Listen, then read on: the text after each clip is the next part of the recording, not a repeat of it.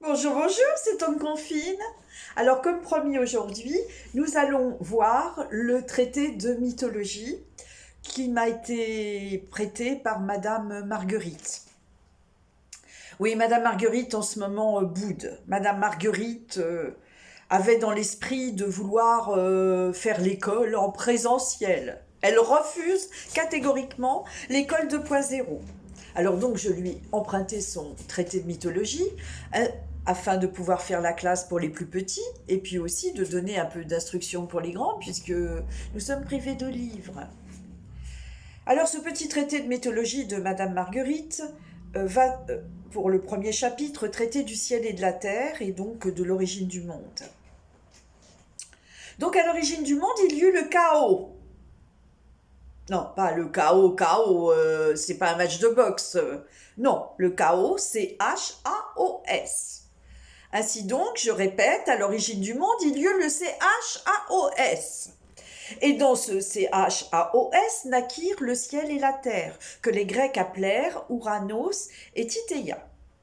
Comme dans les beaux contes de fées, ils se marièrent et eurent beaucoup d'enfants. Alors ça, ils en eurent beaucoup, beaucoup même. Ils en eurent 18. La pilule n'ayant pas encore été inventée par les Grecs. Et parmi ces 18, il y eut Titan, Chronos, Rhea et plein d'autres dont je ne me souviens plus le nom. De son côté, Ouranos, qui n'était pas un modèle de fidélité conjugale, en eut 27 avec des femmes illégitimes. Ouais. En plus d'être un mauvais mari, c'était un très mauvais père. Il avait des pratiques pédagogiques pour le moins contestables. Dès la naissance, il enfermait sa progéniture dans la nuit des abîmes et leur interdisait de voir le jour. Ah ben, je me suis renseignée auprès de mon voisin, le psychanalyste, Monsieur Papadopoulos.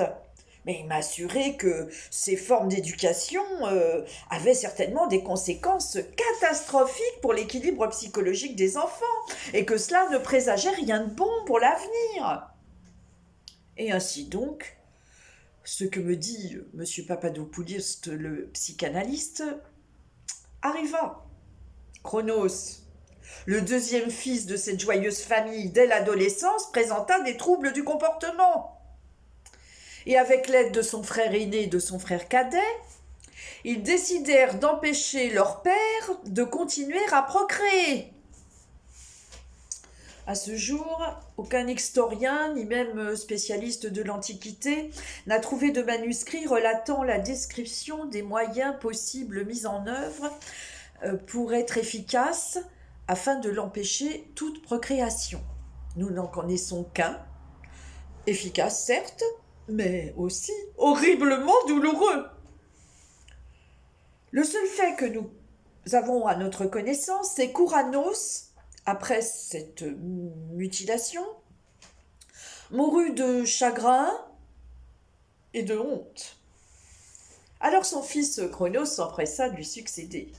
Quant à la mère de cette adorable fratrie, on suppose qu'elle avait trop de soucis pour pouvoir s'occuper ou de s'être opposée à son funeste époux.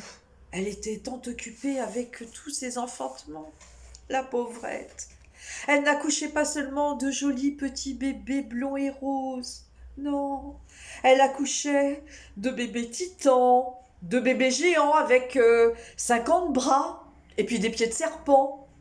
Elle accouchait de bébés cyclopes avec un œil au milieu du front. Heureusement, à l'époque, il n'y avait pas d'échographie parce que sinon, l'obstétricien aurait dit que les images étaient en 4D. Enfin, toute cette engeance de monstres en puzzle donnait à cette femme beaucoup de soucis et provoquait chez elle bien des interrogations. Ah ben, elle pouvait le jurer.